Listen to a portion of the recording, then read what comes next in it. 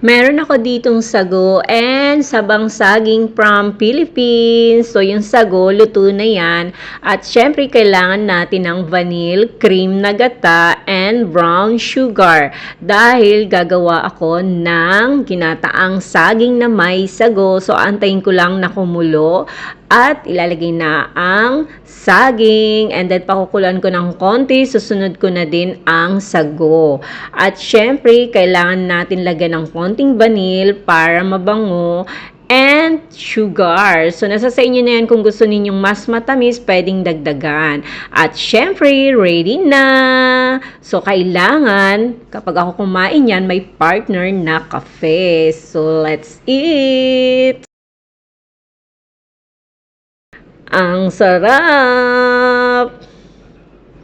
That's it for today. Bye-bye!